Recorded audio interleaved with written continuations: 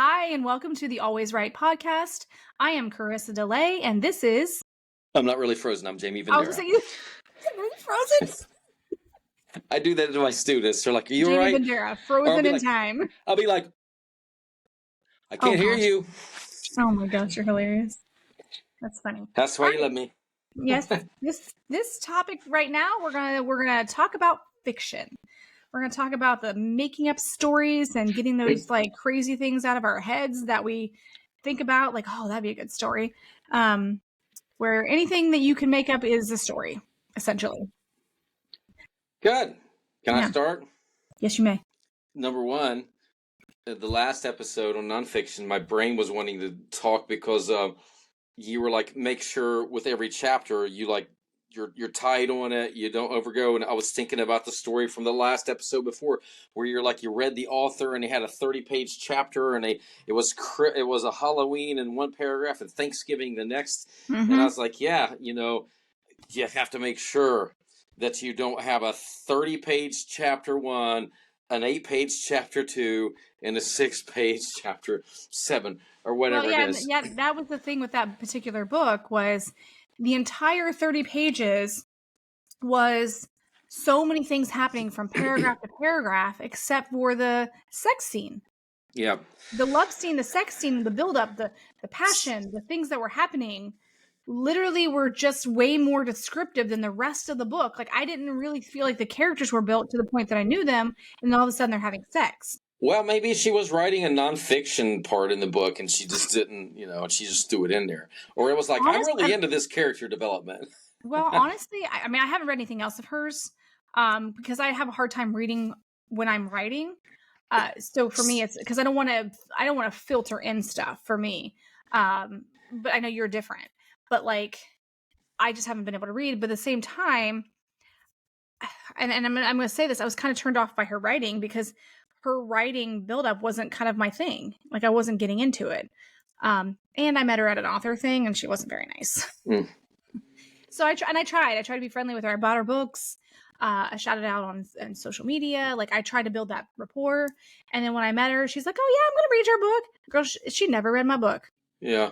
And I had been at several author events with her, and I was just like, okay, I'm not going to do that. I had that happen back in the day on Kindle. You were often doing like author exchange for reviews, and I remember this author, it was his first or second book, and it was about dragons. I was like, oh, I could get into that. And he actually reached out to me and he's like, we'll do a review. I'll read your book and da-da-da. So I read his book. And this is a situation where you say, don't let your sister or your friend read your book because they'll be like, yeah, that's great. I literally did that. This book was so incongruent. It was like, it's September. The next chapter. Oh, it's 13 weeks ago. Oh, wait a minute. It's 2027. It was all over the place. And I'm reading this and I'm like, wait a minute. This isn't a fiction book. This guy believes right now, and I'm not negating this, but he's believing over in like Siberia, there's dragons, and he's seen them. But it was reading like a fiction book, but it was so messy. But I try to be nice, and I gave him a 5-star review. And then Rich had edited this book, and I had been with Rich for several books, and it was tight.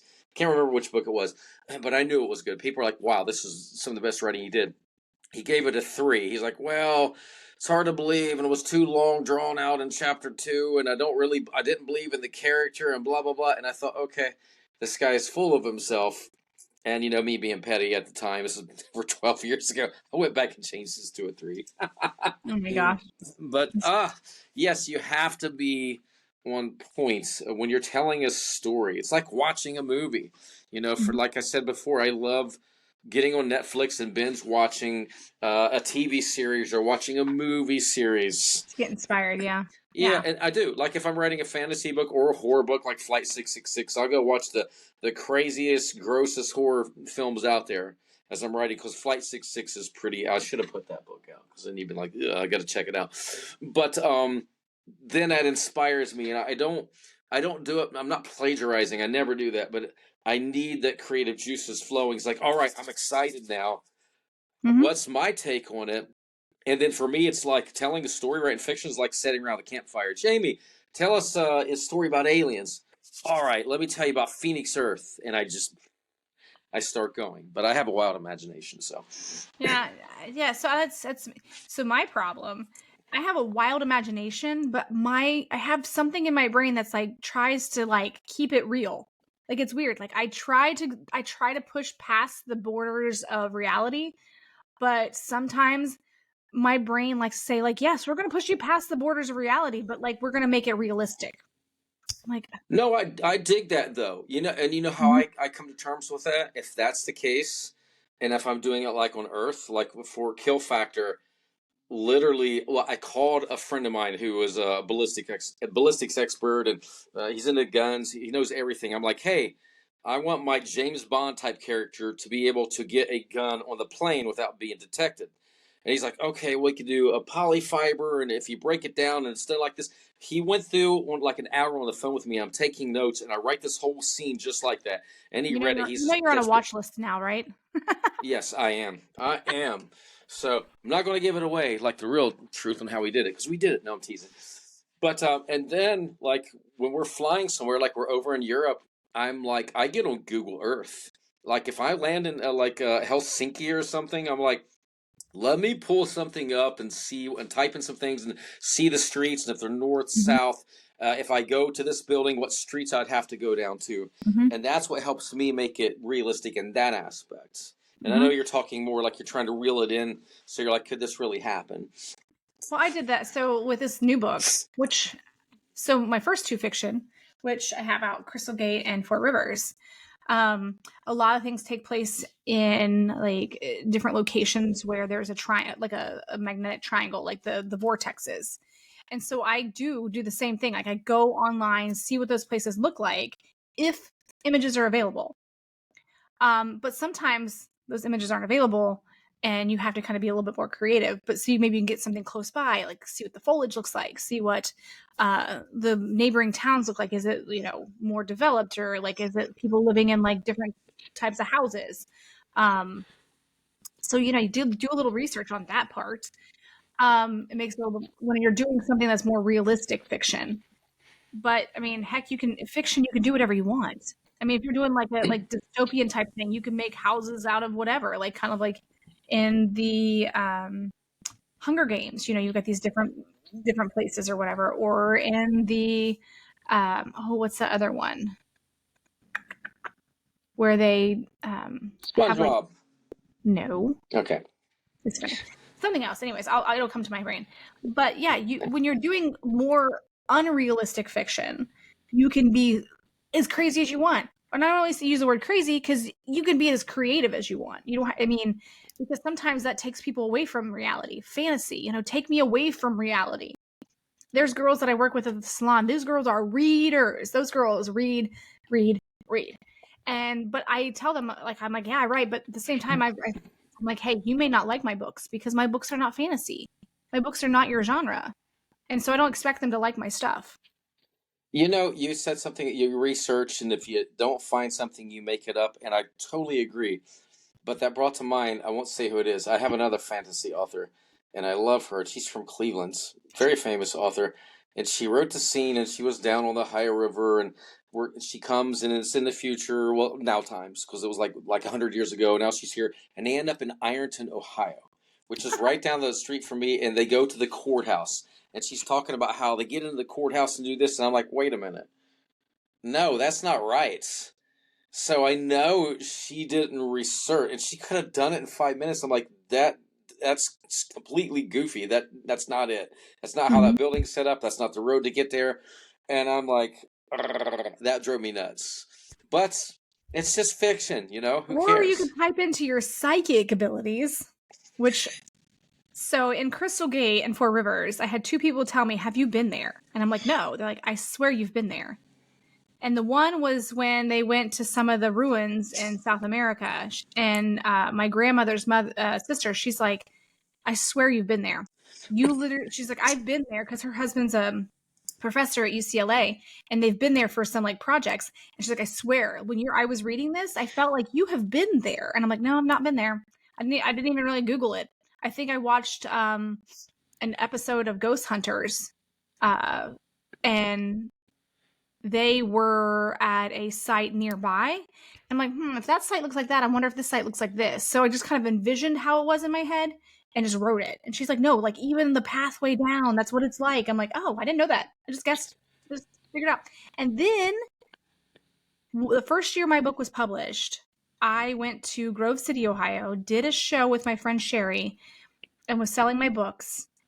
And this woman bought her husband a book because it took place on, the location was mainly Wright-Patterson Air Force Base. And she's like, oh, he was an MP at Wright-Pat. He'll love this. I'm like, okay. So I casually met him. Like I went over to their state because it was an art show. I went over and I said, hey, just when I had time, just like said, I hope you enjoyed the book your wife got you. Don't judge me because it is at the base, blah, blah, blah. And so there are 3 areas at Wright-Pat, A, B, and C. And 1 is restricted. So my character worked on the restricted side in the research laboratory. Okay. And so I wrote, at one point the character is driving in through the guard gate, and stuff, makes a left turn. I can still see this. Makes a left turn, makes a right turn, things that she's seeing and what the facility looks like and all these things. The following year, this guy comes to, because we did this like every year to this art event in Grove City. He comes back. He's like, my wife bought this book last year for me. He's like, I swear you've been there. He's like, I was an MP on that area and you knew which way to turn. You can't see that from the road. He's like, you knew which way to turn to get to the research lab, which blows my mind. I'm like, I just guessed. You know what? People reading or watching this and listening, both of us definitely believe in psychic abilities. So we're like, but this is why I love doing these podcasts with you, because we're like-minded and you make old like memories pop up. And I remember Anne Rice, who wrote a lot of like fantasy about dragons. She also wrote a series called The Crystal Singer. Mm-hmm. And I remember going to this lady, she was a psychic and stuff, and she looked at me, she says, you really need to read this book called The Crystal Singer. I'm like, why? She says, I really feel like Killashandra is you in a past life, and you were there. I'm like, no. I'm like, I'm not really that into it. She says, I'm telling you. And the book was about this girl who was a singer, but her voice is so unique. She could shatter crystal. She could use it with this machine to carve out quartz. And I'm reading it, and it kind of freaked me out. And this is back in like 95, so this was 10 years before I was on MythBusters. And so no connection like that, but it is kind of freaky. So you never know. You never know. But Oh yeah. So, okay, more about writing fiction. Yeah. So when you write your first book, and you might have to put out a disclaimer. I don't know if you did this at all or if you ever do this, but with my first book, every character, the first name, or sometimes even their full name, was someone I kind of knew, so I could keep them straight. Like, okay, the mother, her name starts with an M. My mom's name starts with an M. And some of her characteristics were very similar, how I described that person, so I could keep it all straight at first, because I was new to writing. I knew nothing about writing a novel, knew nothing about writing fiction. So for me, I was like, I got to keep these characters straight. And I was terrible at like figuring out how to organize it, which I'm better at now. But it's very normal for a fiction writer to use people they know as visual references when they have a character. As a reader, don't get offended. It's like, oh my gosh, my best friend totally put me in there. Yeah. And she killed me. What the heck? I try to. I don't do that much. I did it in the Tales of Spitfire because that whole series is for my grandson. So he's like the main character, and he turns into this dragon prince. But I don't do that. I didn't name pen names after people. Like eventually, in the beginning, like the Crisis Artifact, I had Gordon Massey, and that was for Gordon MacPhail and Billy Massey, 2 of my friends that play music with. Billy Massey is the guy who taught me about how I could get a gun on a plane if it was made of plastic. Shh, hope nobody's listening. So, yes. Oh my gosh, it's all fantasy. It's just spy adventure. It's fiction. Yes. So when you're editing fiction versus like yourself, make sure that your story is developing. We've talked about this previously. Make sure that your story is growing versus don't tell everything. show things, be more expressive. Don't tell me that the room is it. They walked into the room and it's white. Give me something else. Let me know when you walk in the room. Is it cold? Make me feel cold when I walk in the room. You know, these are pointers that's like sometimes if you just tell me or instead of showing me, it's like I feel like I'm not a part of it. I'm almost reading a commentary, you know? Yeah, that's what Rich always told me. Quit telling. Don't walk into a room and say, I walked into this white room. There was nothing in there. It was huge. As opposed to saying, Huge. yes, it was huge. And you walked in and I was nearly blinded and I felt the temperature dropped and, I felt alone all of a sudden. You even like instead of telling me that the temperature dropped, describe how my skin felt. Exactly. So I know that the temperature's dropping. Because that's showing. That's not telling. Yes, my goosebumps. I walked in and something changed. The goosebumps. Yeah, my skin raised as and the touch of it became like ice. Like, oh, the room must be really cold. Or it's like use words it's sterile or whatever, or like like you can start talking about some of the things in the room to make the room feel more warm, like more furniture, more rugs, like noticing different things when you walk in. What are you seeing that's gonna make this room warm? When you walk into a space and you're like, oh, I just feel welcome. Why do you feel welcome? So when you think about when you're describing the room, let the reader feel welcome, like whenever I'm doing this one, I'm talking about a scene in a police station.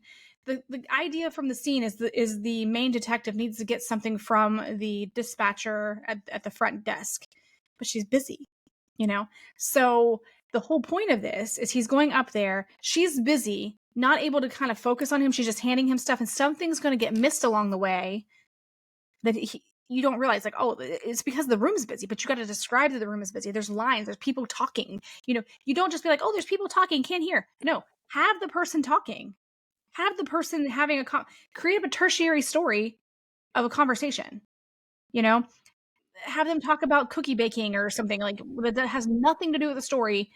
Just throw it in there and be like, this really doesn't have anything to do with the story, but it's making the reader realize there's so much going on here that the detective is trying to get the other person's attention, but they can't because things are being talked about behindhand, Correct. And also character development. You said something a minute ago, like don't throw everything out the door at the beginning. If you meet some friends and you're stuck together, like there was that show on MTV where they all had to move into a house together, like the Surreal Life. And the first day, that was like, it's ancient. I'm old, so it's ancient. So I was like, hi, I'm Jamie. And then by week 7, I'm like, just get out of my face. So your character starts to come out. So you're on your best attitude when you first meet somebody. I kind of do that in a book too. I mean, there may be little quirks. Like I had one in Age of the Sigil. Age of the Sigil. Get too excited. Pin the Knife. He was kind of cocky, and he's brazen, and so that character development was always there. But we didn't know that he had a soft heart, and that took through the end of the first book before we realized, hey, this guy isn't a total arse. He actually cares about his friends. He doesn't want to be on his own. So don't throw everything out there. You want to develop. That's how you keep your readers in. You're pulling them in. You're telling a story about somebody's life. Well, and that brings us on to the next topic of fiction writing is the voice. So you have to realize what type of voice you're going to be using telling your story. So like I use like that omniscient verse where I'm narrating like this from an omniscient point of view to tell my story. So there's a lot of conversation. You have to, and you're talking, you can't tell them what the person's feeling. You have to show it. Very hard to show what the person's feeling unless you were doing first person and the person who's talking could tell you what they're feeling. Yep. You know what I mean?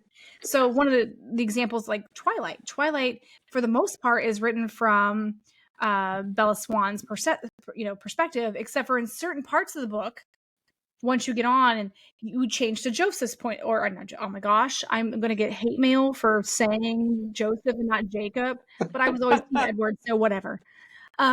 He's my Edward. Yes. All right. I'm sorry.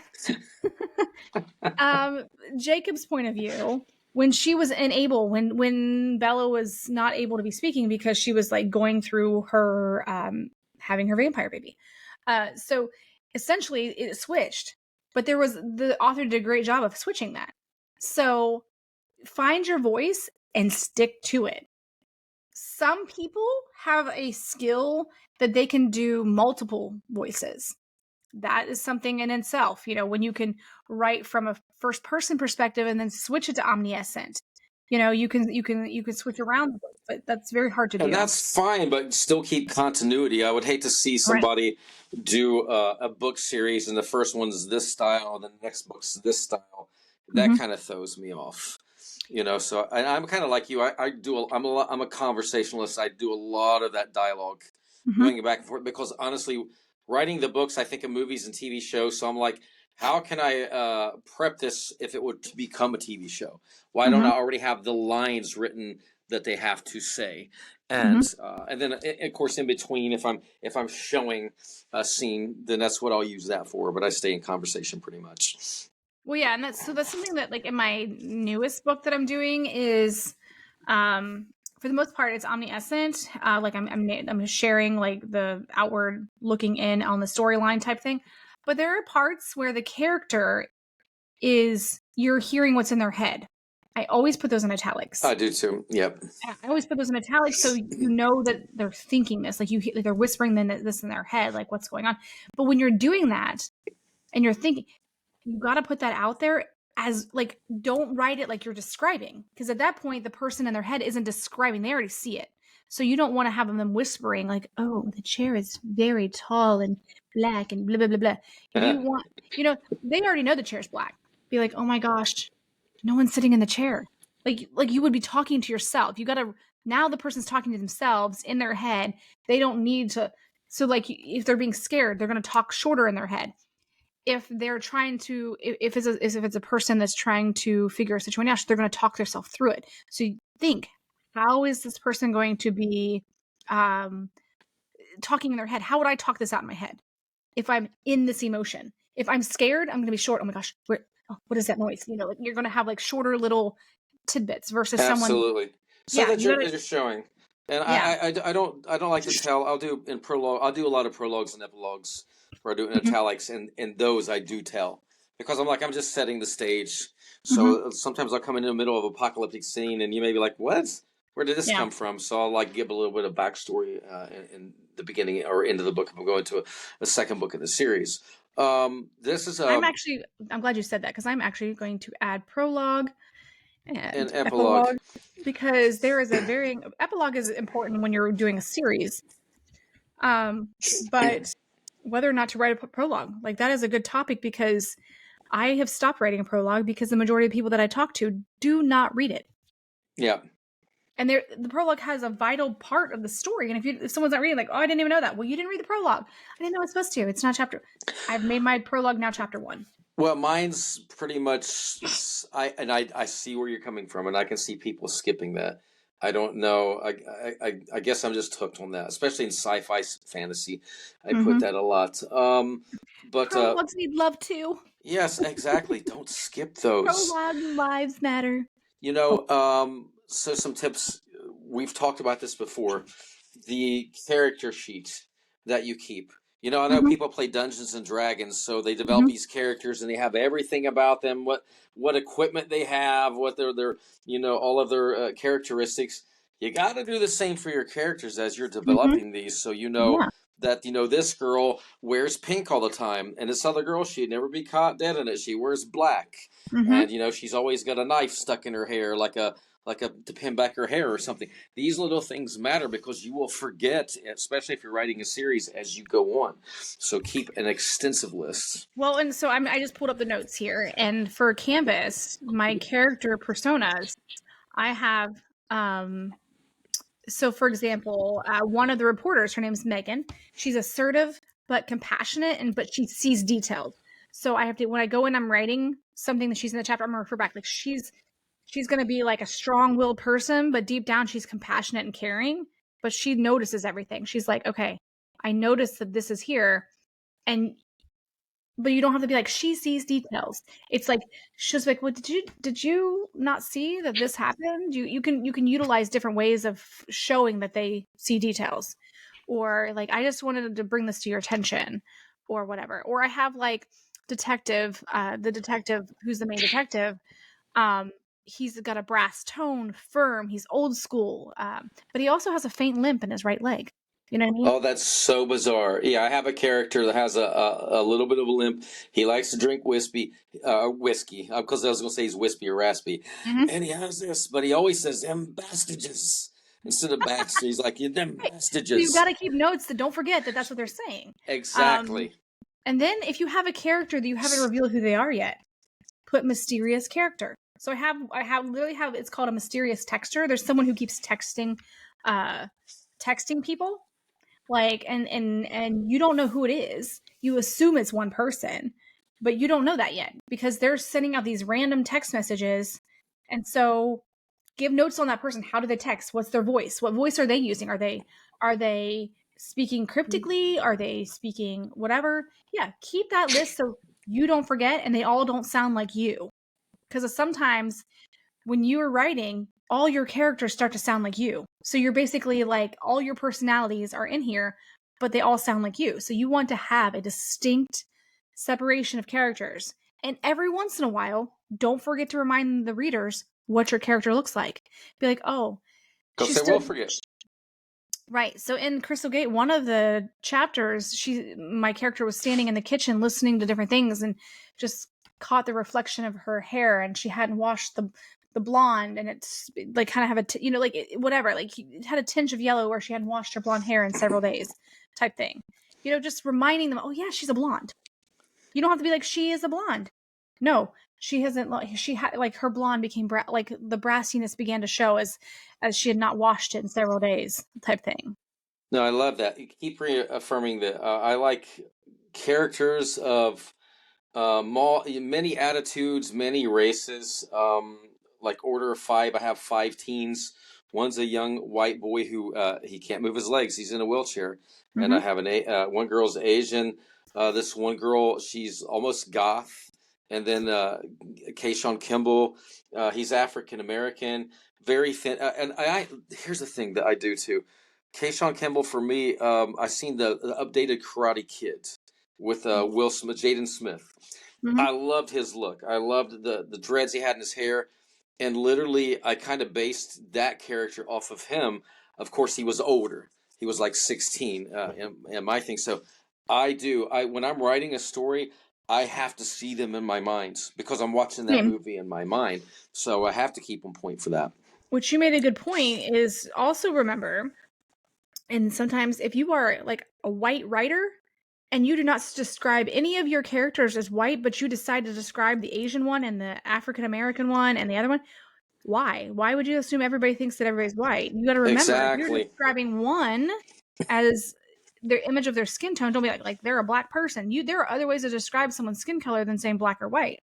But if you're doing it Exactly. for one race, you do it for all the races in your stuff.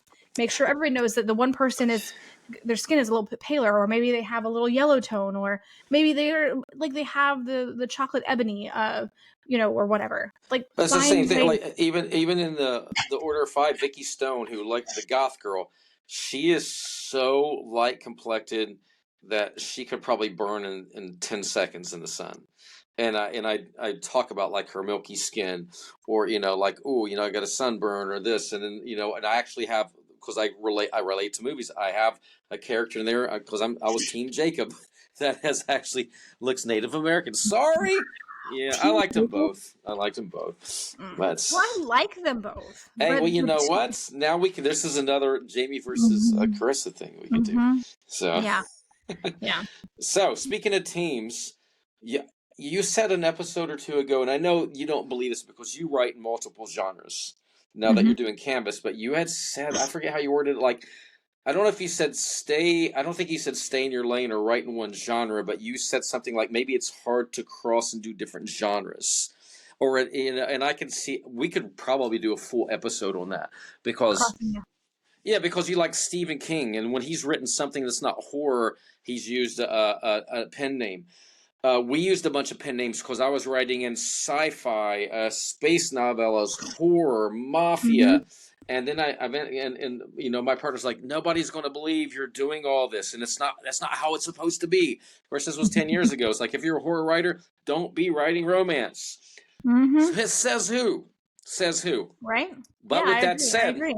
yeah, but with that said, if you're really good at fantasy, but you like kind of like romance, and you test the waters, and you just or you're not showing me, and it's people are like, man, she's not really as good in this book, or he's not as good in this book, then focus on your strengths. You Mm-hmm. know what's going to help Well, you you need grow. to focus on your strengths while you're developing your weaknesses.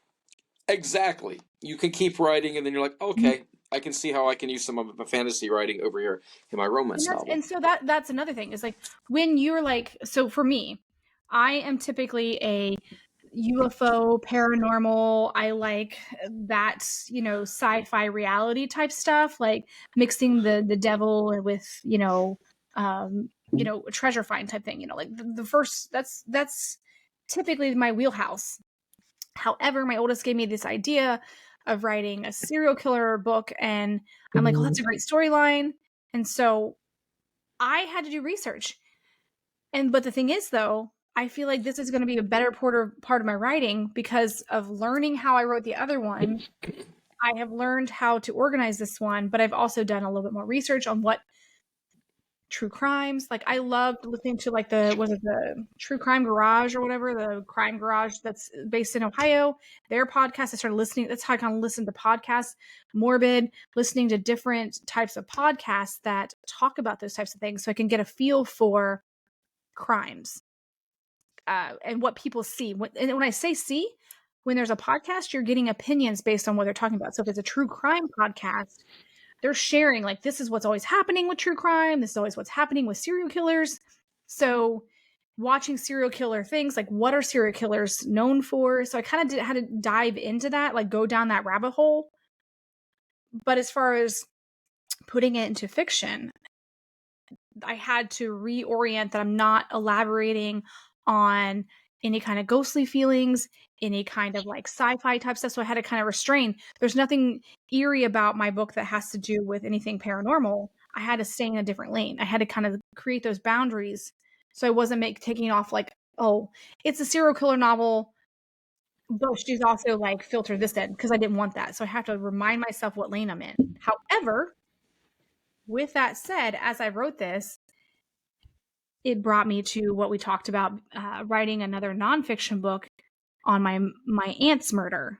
So it kind of sometimes if you're in a new genre that may not be your typical genre, it may bring you down to a whole like open up another door for you. So don't not experiment with it. Yeah, and I hope nobody took me when I said that. I'm saying if you want to be a successful author and your fantasy books are doing well, really focus on that. But if you like writing romance but it's not well received, you will still grow as an author. I mean, I've written into Mm-hmm. horror Oh and yeah. fantasy and this, and every time I write regardless of which lane I am, and it has affected me and made me a better writer for Mm-hmm. when I jump to another genre. Oh yeah. So have fun and do what you do. Chris and I both write in multiple genres, so we're not of that mindset that you have to stick specifically to this genre. But Right. no, it could be work. You really got to dive in like she has done for the canvas. Yeah, and just know where your voice is. Those are key points. Is know where your voice is, know your characters, show your characters, show the reader, like learn to be descriptive. And honestly, but this is a pet peeve of mine. Do not go to the thesaurus and just pull a word to replace because not every word that has a similar meaning will fit. Correct. And do not use those words over again. So if you find a word that's like a $5 word, I call those $5 words because those words I feel like are a little bit more expensive than your shorter ones. Yeah. When you're using those $5 words, don't use it so many times that it's like, oh my gosh, this word's not even cool anymore because I've heard it like 7 times in like the first 6 chapters. Yep. Yeah. And I recently was helping one of the girls that they play volleyball with. She is writing a college she wants to get in the Naval Academy. She is extremely smart, but she's one of those people that's so humble she can't talk about herself. And I'm like, you have to talk about yourself. You have to do these things. So she was having to learn how to talk about herself without being like arrogant, And so with her, I'm like, you almost have to kind of like describe yourself, find a way to describe yourself. And she was doing great. She was using beautiful words, but she was repeating them. I'm like, okay, you've used it once. Don't use it again. You got to find a different word and find out where it fits. Or if you're using this word, does it actually fit into the type of writing you're doing? It's a beautiful word, but it may not fit. It may not flow. So read it out loud. Does this flow? Does this make sense? So when you're describing, be careful of your words. Yeah, and if it doesn't fit now and you learned it, it may fit in another book. Yeah, So hold that word. Put a like I love this word. Put it on a little post-it note, stick it next to where you write, and be like, I'm going to use that word one day. I'm going to use that word, but you're going to stare at that word and be like, I know what kind of sentence I need that with, or I know what kind of character would say that word. If you have a character that is young, like a young detective per se, they may not be using bigger words unless they're like a Dr. Reed off of Criminal Minds, they're not going to be using certain words like that. They're going to use like different types of descriptions of a young rookie cop type thing versus someone who's seasoned in the industry. I remember working construction, and our boss was talking about another older gentleman who was a phenomenal worker, but he was better than our boss, and he was right. But it made our boss mad because he wouldn't do what he wanted him to do. He's like, that old fart, he's cantankerous. He's just an old cantankerous. And I'm like, so we made fun. We used that word. We'd always joke about it. Bless you. Sorry, but that echoed so loud. Oh no, I love it. We need sound effects, so it's perfect. But I can see a little 14-year-old being like, "Man, that girl's cantankerous."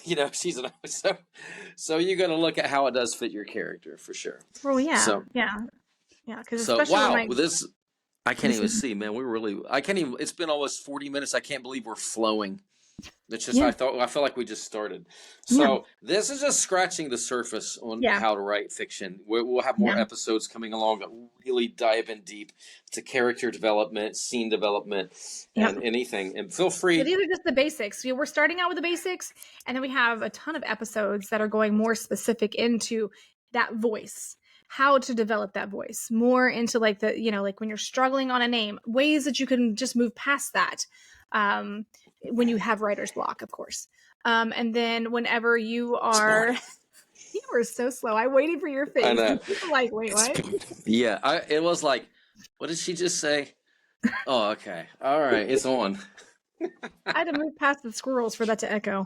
But with that said, we want you to reach out to us if you have questions or there's things you want to tackle. Like, hey, do an episode about this because this is where I struggle. Like, these are the things I'm struggling on my writing. We might even move it up in the episode list if we get that. I would love that. Yeah. So, and you can email us at it's alwayswritepodcast@gmail.com. You can reach out to us on social media as well. And we like to hear from you. Give us your stories or tell us about a story you were developing, and maybe one of these times we'll feature it. Be like, hey, this is a good story, whatever, down the road. Absolutely. All right. Well, thank you for listening. This is Carissa DeLay, and this is Jamie Vendera. Yes. Had to think about it. I saw a squirrel. So. Yes.